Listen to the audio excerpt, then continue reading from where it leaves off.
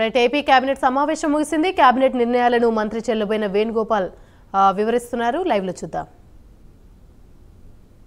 ఆరోగ్యశ్రీ కార్డుల పంపిణీ కార్యక్రమాన్ని ప్రారంభింపబోతున్నారు. ఈ నెల 18, ఈరోజు 15, 16, 17 అంటే మధ్యలో ఒక 2 రోజులు ఉన్నాయి.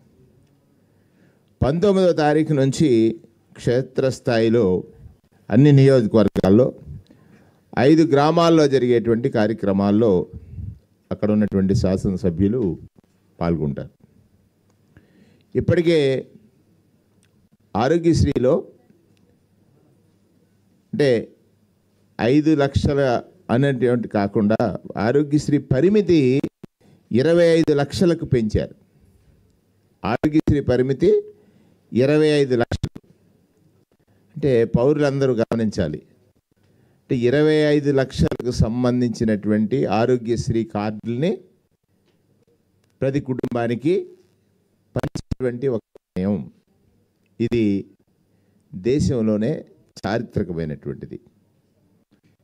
పేదవాడికి 25 లక్షల వరకు ఉచితంగా వైద్యాన్ని పొందేటువంటి ఒక గొప్ప అవకాశం.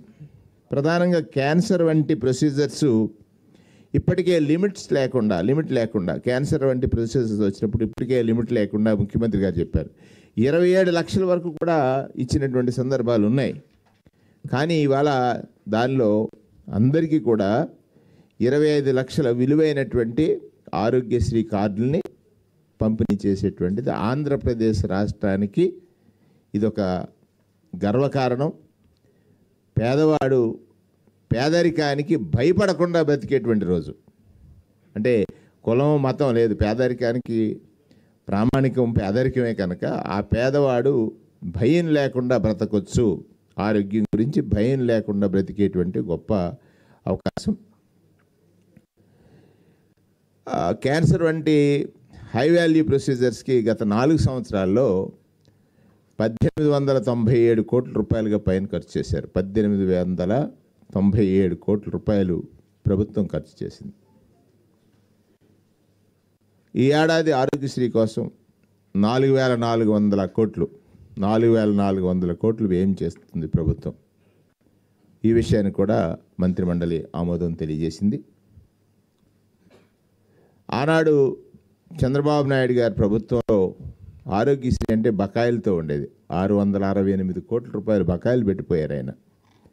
దాన్ని కూడా మా ప్రభుత్వం తీర్చింది.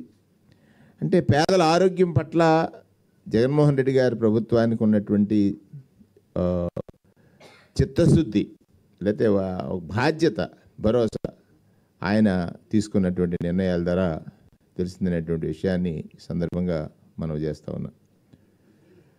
ఇప్పుడు ఆరోగ్యశ్రీతో హాస్పిటల్కి వెళ్తే 25 లక్షల వరకు ఉచిత వైద్యం గురించి ఇప్పుడే చెప్పాను.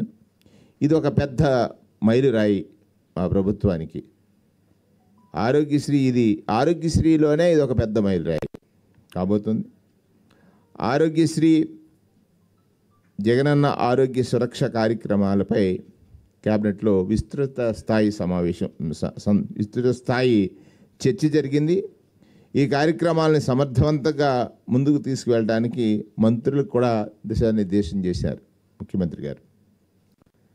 ఆరోగ్యశ్రీ కొత్త కార్డులు పంపిణీ చేస్తూ ఆరోగ్యశ్రీ క్రింద ఉచితంగా ఎలా వైద్యం పొందవచ్చు అనే దానిపైన విస్తృతంగా ప్రచారం చేయాలని ఇప్పటికే ప్రజలకి దీనిపైన అవగాహన కల్పించడం కోసం ఆయన విస్తృతమైనటువంటి ప్రచారం, అంటే ప్రజలకి ఇంకా అవగాహన పెంచాలి అనేటువంటి దానిపైన ముఖ్యమంత్రి గారు క్యాబినెట్లో సుదీర్ఘంగా మాట్లాడడం, దానిపైన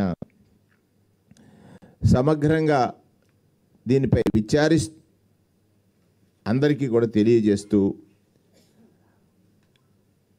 దానిపై అవగాహన కల్పించేటువంటి సిబ్బందికి ప్రచార కార్యక్రమం ద్వారా ఆరోగ్యశ్రీ కింద ఎలా ఉచితంగా చికిత్స పొందవచ్చు అనే దానికి ఎవరికైనా సందేహాలు ఉండకూడదనేటువంటిది నెట్వర్క్ హాస్పిటల్ దగ్గర నుండి, అంటే ఆ ఏరియాలో నెట్వర్క్ హాస్పిటల్స్ ఏమున్నాయి, వాటికి ఎలా వెళ్ళి వీళ్ళు ఆరోగ్యశ్రీలో వైద్యాలు పొందొచ్చు అనే దాని మీద అవగాహన, ఆరోగ్యశ్రీ చికిత్సను అందుకోవడానికి యాప్ ద్వారానే కాకుండా 104 village health clinic, 108 ambulance, family doctors ద్వారా, స్థానిక పిహెచ్సిల ద్వారా, ఏఎన్ఎంస్ ద్వారా, సిహెచ్సిస్ ద్వారా ప్రతి అందరికీ కూడా దీనిపైన అవగాహన కావాలి. ఇప్పటికే ఆరోగ్య సురక్షలో జల్లెడి వేసి పట్టారు జబ్బున్న వాళ్ళందరినీ హ్యాండ్ ఫోల్డ్ చేసి వాళ్ళందరికీ మరింత అవగాహన కల్పించడానికి. అంటే ఈ రాష్ట్రంలో ఎవరికైనా అనారోగ్యం కలిగితే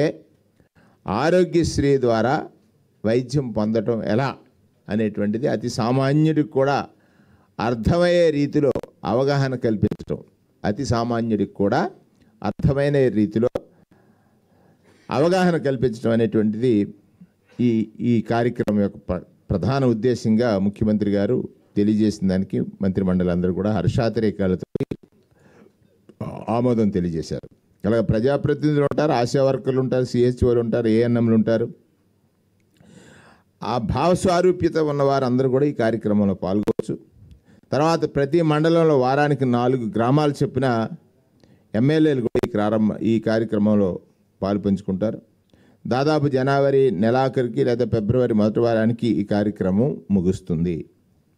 ఆరోగ్యశ్రీ ప్రచార కార్యక్రమంలో భాగంగా ఆరోగ్యశ్రీ యాప్ డౌన్లోడ్ చేయిస్తారు. ఇప్పుడు ఎలా అయితే దిశ యాప్ మనం డౌన్లోడ్ చేస్తున్నామో, విలేజ్ పోలీస్ ఉన్నారు కనుక వారిని దిశ యాప్తో పాటు ఆరోగ్యశ్రీ యాప్ను కూడా డౌన్లోడ్ చేయడానికి, దిశ యాప్ ఆరోగ్యశ్రీ యాప్ను కూడా పరిశీలించి వారికి అవగాహన కల్పించడానికి, లేకపోతే దీన్ని డౌన్లోడ్ చేయడానికి తీసుకోవాల్సినటువంటి చర్యలపైన కూడా మంత్రిమండలి ఆమోదం తెలియజేసింది. అలాగే ఆరోగ్య సురక్ష క్యాంపుల్లో గుర్తించి చికిత్స పొందుతున్న వారికి సరిగ్గా మందులు అందుతున్నాయా లేదా అనే దానిపైన కూడా ఆరోగ్య సురక్ష కార్యక్రమంలో క్యాంప్స్ జరిగాయి.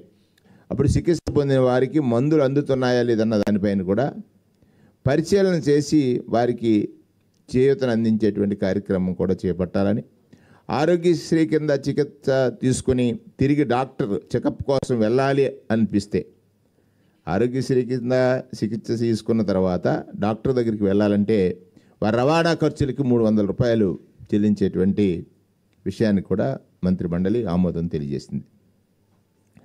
డాక్టర్ చికిత్స కోసం 10 రోజులు సంబంధిత ఏఎన్ఎంలకు అలర్ట్ చేస్తాం. అంటే ఎవరైతే ఆ గ్రామాల్లో లేదా ఆ పట్టణాల్లో రోగ సంబంధితులు ఉన్నారో వారు చికిత్సకు వెళ్ళాల్సిన అవసరాన్ని కూడా ఏఎన్ఎంస్ ద్వారా అలర్ట్ చేసేటువంటి ఒక కార్యక్రమం. అంటే చూడండి ఇది ఎంత ఒక రోగికి